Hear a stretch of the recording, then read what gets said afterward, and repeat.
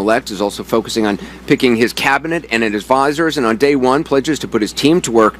Randy Kay tonight has a look at what's on the Trump agenda. Don't expect Donald Trump to ease into his new job as president. It's going to be a very busy first day.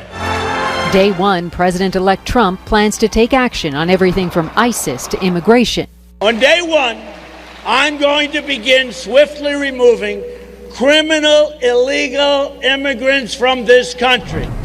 Trump vowing to start the process of getting rid of what he called gangs of thugs within 1 hour of taking office. The first piece of paper that I'm going to sign is we're going to get rid of these people. We are going to get rid of them day one. We start day one. Along with that, Mr. Trump also plans to start work on the wall at the southern border to keep illegal immigrants out. On day one, we will begin working on an impenetrable, physical, tall, powerful, beautiful southern border wall. Donald Trump is aiming high for those first 24 hours on the job, pledging to repeal all of what he calls Barack Obama's unconstitutional executive orders. He also plans to immediately suspend immigration from Syria and Libya and get his generals working on ISIS. We're going to convene my top generals and give them a simple instruction. They will have 30 days to submit to the Oval Office a plan for soundly and quickly defeating ISIS. Day one, Obamacare is a target too. I'm going to ask Congress to send me a bill to repeal and replace, finally, Obamacare. It's a disaster. Under Senate rules, that bill can be passed with 51 votes. 51! Meaning a Republican Congress and a Republican president can save Americans from this disaster in a single afternoon. Vice President-elect Mike Pence echoing those promises and more. He's going to repeal every single Obama executive order that's stifling jobs and growth in this economy. We're going to repeal Obamacare, lock, stock, and barrel. And lastly, on day one of this administration, we're going to end the war on coal once and for all. On the first day of the Trump administration, say goodbye to some gun-free zones, too. I will get rid of gun-free zones on schools, and you have to. And on military bases, my first day it gets signed, okay? My first day. There's no more gun-free zones. And if President-elect Trump has his way, NAFTA could go away. Day one, he plans to notify Canada and Mexico that the trade deal he calls a disaster is officially up for renegotiation. An ambitious first day for the president-elect. Randy Kay, CNN, Orlando.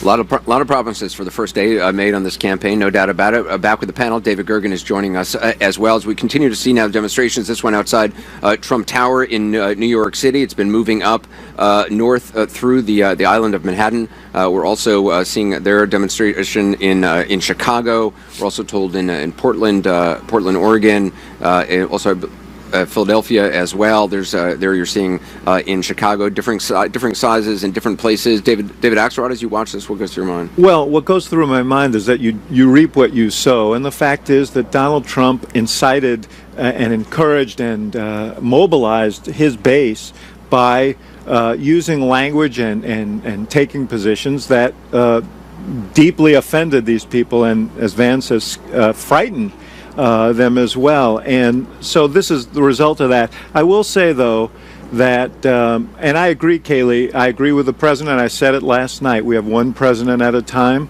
If you respect democracy, then our first obligation is to try and make this work. There's also an obligation when you have principal differences to fight hard on them, and I expect that will happen as well. But I think the Democratic Party made a mistake by assuming too much about this antipathy to Donald Trump, that somehow it was enough that people were afraid of Trump and that would mobilize the base of the Democratic Party to come out. I think you have to put some of the blame, frankly, on the candidate herself. And I have great respect for Hillary Clinton. Terribly difficult time for her. But you can't just rely on the negative argument. You've got to inspire people. And, Barack Obama inspired people in a positive way to come out and vote. And the other thing I would say is you cannot ignore large swaths of the country and expect to be successful.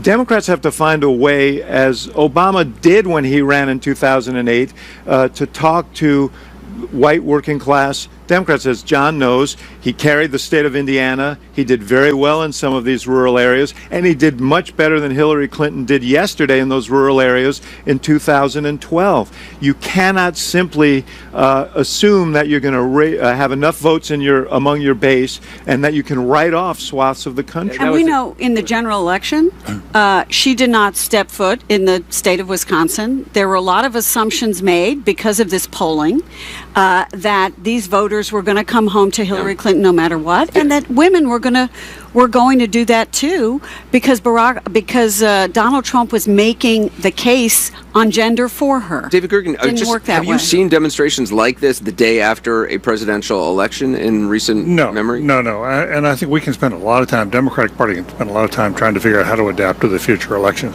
They ought to be focusing right now on this. Right. Because this could tear the country apart.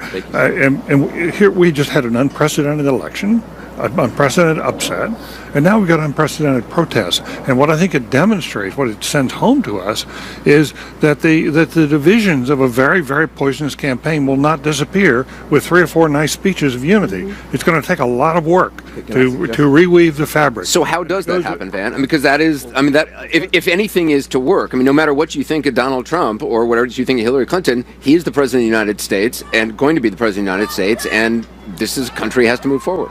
It does have to move forward. This is my view, and I'm tired, and I apologize if I was too hot earlier. The rebels are on the rise, period. The Trump rebellion, the Sanders rebellion, the Black Lives Matter rebellion, before that the Tea Party and Occupy rebellions. Frankly, Obama was kind of a rebellion. Yeah. So the rebels are on the rise, and the establishment is on the ropes. And that is a fundamental fact that you have to deal with. And so had it been the other way around, you would have, this is basically the Sanders rebellion and the Black Lives Matter rebellion in the streets tonight. That's who the these people structure are. of this out here tonight. And so, and there's 3 parts of what you see out here tonight. There are the anti-capitalist and socialists who are against the Democratic Party and everything else. They're actually a minority. They're loud, but they're a minority. Then you've got the Sanders disappointed folks who want better but don't know how to get there, and you've got Black Lives Matter and their sympathizers. That's the structure of this all across the country. We have to find a way to engage with them in their fears. Not tell them they're wrong, not tell them that they should be, but to actually listen. What we didn't do with the Trump rebellion, we should not do with this rebellion. Yeah, but it's broader than that, I think, Van, now. I'm very sympathetic with everything you said. I also think, though, there are a lot of white professional young families who are having a hard time trying to figure out what to tell their kids and how to explain this and how to work with them. I mean, I've gotten emails about that. What do you think we ought to be saying this about that? And, it's my grandchildren. And I think this is a very difficult conversation in which we can't just expect Donald Trump to do this alone. Other people have to be constructive here, too, in order to create a new environment, a community that feels more inclusive. Because otherwise, we're going to beat each other's throats. Also, to expect somebody, Donald Trump, who, experienced leaders, politicians, have some experience in this sort of thing. To expect somebody like Donald Trump, who, for all the attributes he has, may not be used to speaking Anderson, to this something isn't, like this to me, there are lots of ways in which Donald Trump's inexperience will test him. This is a matter of sort of the character of leadership, the character of the person. He can view this 2 ways, which is as something to organize against, or he can rise as president and say we need to close these chasms and address them. And I listened to Randy Kaye's piece about his first day. Sounds like an active day. I think he ought to think through that agenda a little bit and think about the implications of some of those things on that list in terms of whether it creates a larger chasm or helps close it.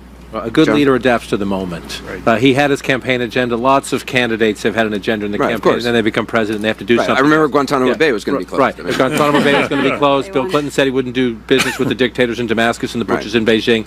Candidates say things, and then they become president. It's the hardest job in the world. Everybody so far is saying the right things. Donald Trump gave a very gracious, conciliatory speech last night. Even if you're not a Donald Trump supporter, you should applaud what he said last night. He tried to bring the country together.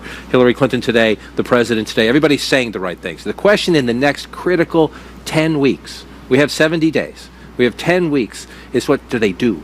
And this is a test for Donald Trump, and it's also a test for his opponents. Does he see this and say ingrates, or does he see this and say, I need these people, I have to find a way to talk to them? Could he travel the country and do town halls in this period? There are international leaders who want to meet him before he takes office because they're nervous about what he's going to do in the world.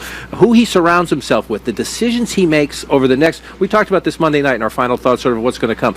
I've never anticipated... The country is so divided, racial lines, gender lines, education lines, left and right, blue states, red states, that this transition is critically important, and what he does in these next 10 weeks is absolutely important to his start. We got to take a quick break. We're going to continue to monitor these demonstrations. We'll have more with the panel and our reporters in the field. We'll do right back.